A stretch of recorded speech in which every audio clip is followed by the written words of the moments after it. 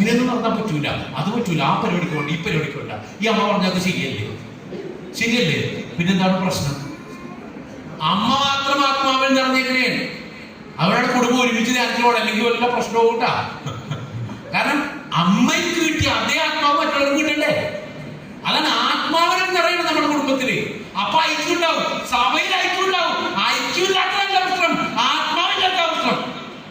ആത്മാവെന്ന് ഐക്യം പുറകെ വരും ആണാ, ശരിയല്ലേ? അപ്പൊ നമ്മുടെ വീട്ടില് ഐക്യമില്ല എന്നല്ല പ്രാർത്ഥിക്കേണ്ടത്, ആത്മാവ് വരാൻ വേണ്ടി പ്രാർത്ഥിക്കും. ആത്മാവ് നീടെ തീർന്ന് റോമ 8 അവസാനിപ്പിക്കുകയാണ്. ഇനിയത്തെ പത്തിരുന്നാവും. ഇതെന്തായാലും ഞാൻ അവസാനിപ്പിക്കും. നിങ്ങളുടെ ശരീരം പാവങ്ങൾക്ക് മൃതമാണെങ്കിൽ ആത്മാവ് നിമിത്തം ഈ നിമിത്തം ജീവിതമായിരിക്കും. ഓക്കെ, ദൈവത്തിന്റെ ആത്മാവ് യഥാർത്ഥമായി നിങ്ങൾ യോജിക്കും. നിങ്ങൾ ജഡികരല്ല. ഒന്ന് ആലോചിച്ച് നോക്കിയേ, നിങ്ങളിൽ ദൈവത്തിന്റെ ആത്മാവ് ഉണ്ടോ? അങ്ങനെ നിങ്ങൾ ആരല്ല? ക്ലിയർ ആയിട്ട് മനസ്സിലായിക്കോ. ഇതാണ് നോമ്പ്. എടാ എന്നിട്ട് കുറെ ഭക്ഷണം കളയാനല്ല, ഈ ആത്മീയതയിലേക്കുള്ള വിളിയാണ്. ആത്മീയരാണ്, ജഡികരല്ല. ആത്മീയതയാണ്. ജഡികരല്ല ആരാണ്? നിങ്ങൾ ആത്മീയരാണ്. ഇതൊന്ന് തിരിച്ചറിയും. എന്നിട്ട് ആത്മീയരാണ് ഇവിടെ ക്രിസ്തുവിന്റെ ആത്മാവില്ലാത്തവൻ. ഇപ്പൊ കാര്യം മനസ്സിലായില്ലേ? ക്രിസ്തുവിന്റെ ക്രിസ്തീയ ജീവിതം നയിക്കണമെങ്കിൽ ആര് വേണം?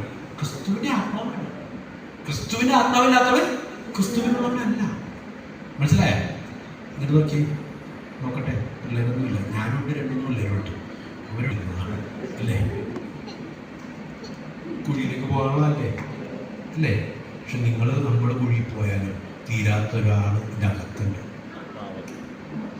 അതിനെന്തെങ്കിലും ജീവിക്കണം. ഈ നിങ്ങളെ ജീവിച്ചു കിടന്നെന്ന് പറഞ്ഞാൽ എന്താ കാര്യം? ഇപ്പൊ ഈ ഇടികളിൽ എത്ര എണ്ണം ഉണ്ടാവും? 60, 80 കാര്യമില്ല അല്ലേ? 60, 70 ഇത്രയുള്ള ഈ ശരീരത്തിൻ്റെ ജീവിതം. പക്ഷെ ഈ ശരീരത്തിന് അപ്പുറത്ത് നൂറ്റാണ്ട് നിൽക്കുന്നൊരു ജീവിതം എൻ്റെ അകത്തുണ്ട്. അപ്പൊ ഞാൻ ചോദിക്കുന്നത്, ഏതാ വലുത്? ശരീരമാണ്, ആത്മാവാണ്? അമ്മ മാതാവ് ഈ ഭൂമിയിൽ എത്ര നാൾ ജീവിച്ചു? ഒരു പള്ളി ചെന്നപ്പോൾ പറഞ്ഞ 80 വയസ്സ് മാറ്റി. അത്രയൊന്നുമില്ല, ഒരു 60, 50 അല്ലേ?